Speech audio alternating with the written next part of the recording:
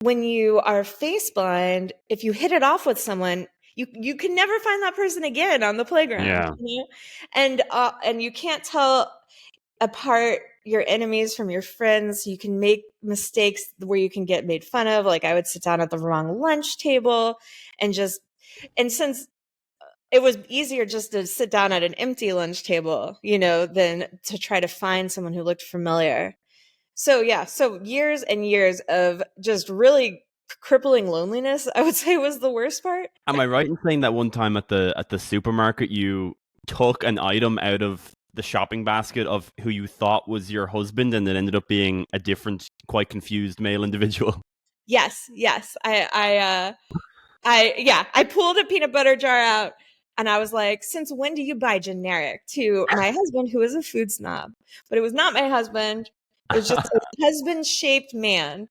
And it's still, I mean, I was a lot faster to recognize the wrong label on a peanut butter jar than the wrong face on my husband. What are some of your earliest memories of, experiencing some sort of difficulties through, obviously what you didn't know was face blindness at the time, but like what are some of your earliest memories of that? Yeah, I earliest memories. Okay, so it's like one of these things where it's like it's only when you make a really weird mistake that no one else would make that makes Uh-huh. you question things. So I remember my uncle gave me some framed pictures of my cousins, and I love these pictures. They were beautiful frames. They were oval, and they had these sort of ceramic flowers on them, and they were little, and there are three of them. And I had them on a bookshelf in my room in this place of honor. They were my cousins and they were so cute.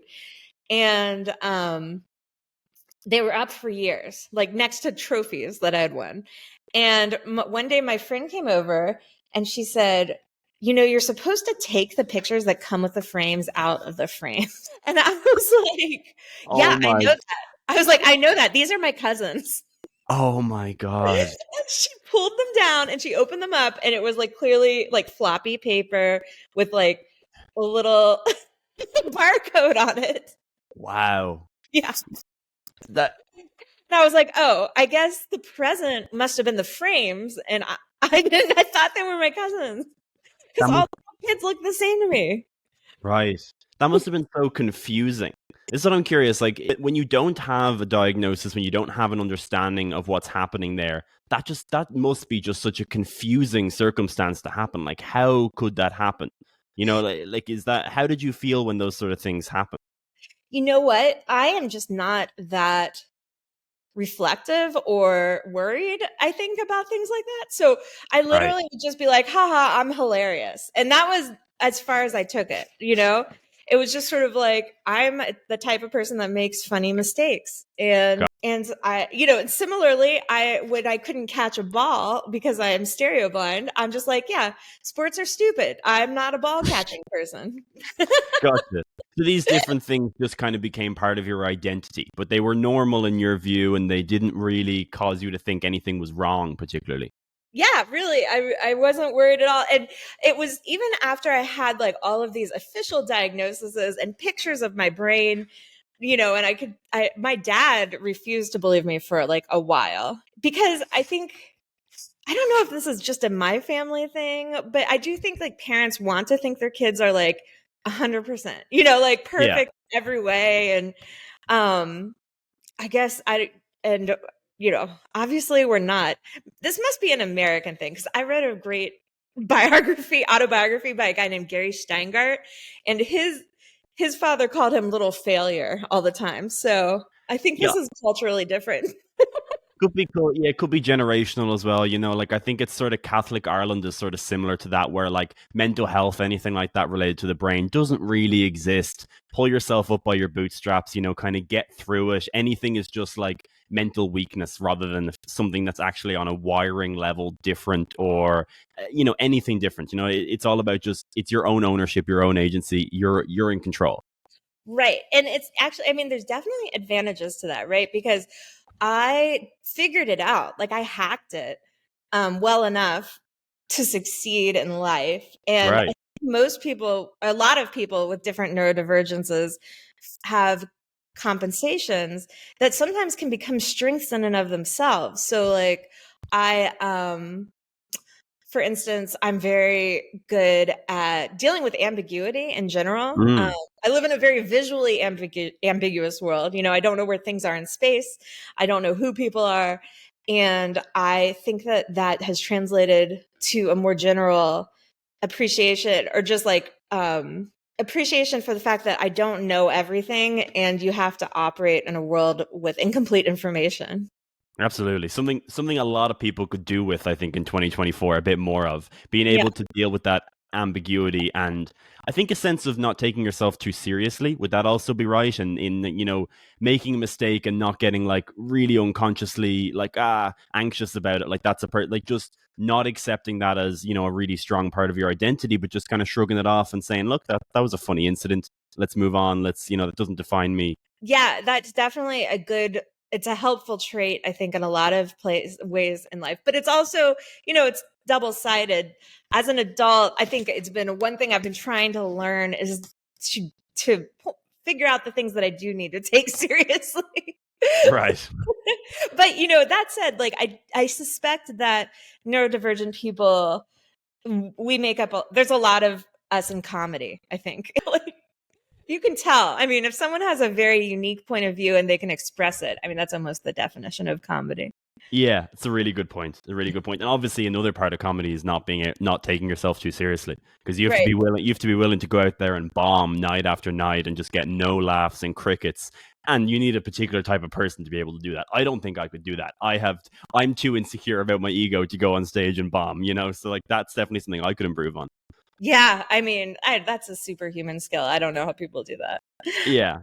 So what are some of these? You said you developed some strategies to succeed in these areas that were maybe more difficult. What are some of these strategies? I mean, you go through a few in the book, which I find really interesting, but I'd love for you to talk about a few of them.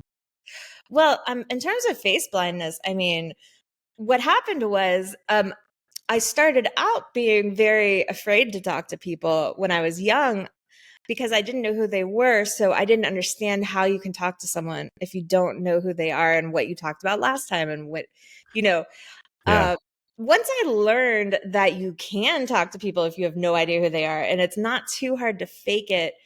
And really my dad gave me such good advice because he said, people just want to talk about themselves. So if you ask like really good questions, they're going to be so happy, and they'll think you're the most interesting person they've ever met and they could learn Yeah. nothing about you.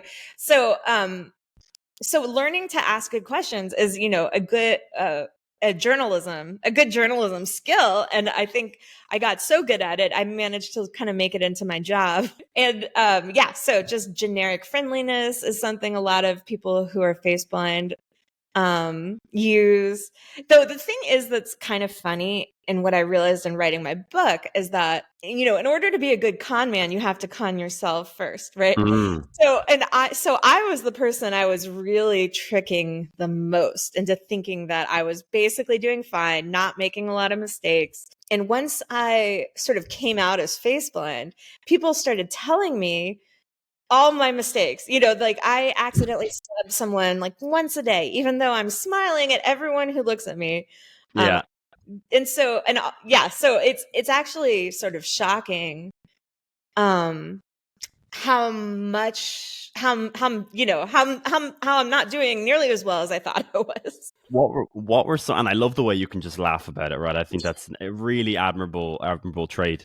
But what were some of those other difficulties that you really did have? Do you have any other? Because I know there's so many fascinating stories in the book that you'll tell better than I could. But like, Yeah. what are some of those incidences where it was just bizarre what happened, and what the listeners might be interested in, how difficulties that you struggled in that time?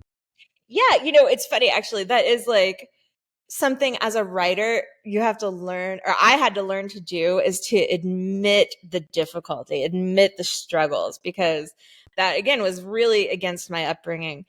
Um and yeah, so gosh, I was just very lonely. I was such a lonely fifth grader, roughly. I Yeah, didn't have any friends. And I'm a very social person. Like I want to have friends. I want to have someone to talk to. I didn't have anyone except for my dogs. So that was really sucked. And I really feel it's, and the problem is, of course, when you are face blind, if you hit it off with someone, you can never find that person again on the playground, Yeah. and you can't tell apart your enemies from your friends. You can make mistakes where you can get made fun of. Like I would sit down at the wrong lunch table and since it was easier just to sit down at an empty lunch table, than to try to find someone who looked familiar. So yeah, so years and years of just really crippling loneliness, I would say, was the worst part. But also, practical things included like a lot of people who are face blind actually also have something called topographical disorientation, and we just like get lost all the time. Like I literally will turn into like I have a dead end street. My house is on a dead end street, and I'll turn into my neighbors' driveways all the time Wow. because their houses look very similar to my house. I turn wrong, I make wrong turns in a very small area very regularly. And so when I was like in grade school, I couldn't find my locker. I couldn't remember my locker number. Like I was carrying all my books to every single class. So I could have used some help back then. Yeah. But on the other hand, it was the 90s. I was in Florida, maybe not being labeled was better for me in that context. That's what I was actually going to ask, is that do you think if you had a label, a word that you could have placed all of this on and kind of thrown all of that onto at the age of, young age, age 9, what do you think the differences would have been? Do you think that would have been easier? Do you think that the not having any label to attach it to was better for you? Like, I'm curious to talk around that. Yeah, I think today, in general, people who discover their face blind feel so much relief in having a way to sort of contextualize all these things about their lives. And Right. it kind of is almost like watching a movie like Memento and getting that piece of information that causes you to see everything that happened earlier in a totally different light. And that's what that's like what it feels like. And so I think that in general more information is better for people, but for me, if specifically if you're or like I don't know, or if you're like a little kid in India somewhere and people are just going to ostracize you, or if you're in a context that where people don't understand perceptual disorders, like As maybe much it's as anyone understands perceptual disorders, because not. no one can truly, someone that doesn't have it really can't understand it, right? They can understand the underlying mechanism, but that's one level of understanding. Yeah, it's true. It's hard to imagine what it would be like to beam into someone's brain.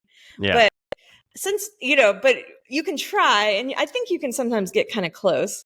If you enjoyed that short podcast clip, then I'm so confident you will enjoy even more the full conversation.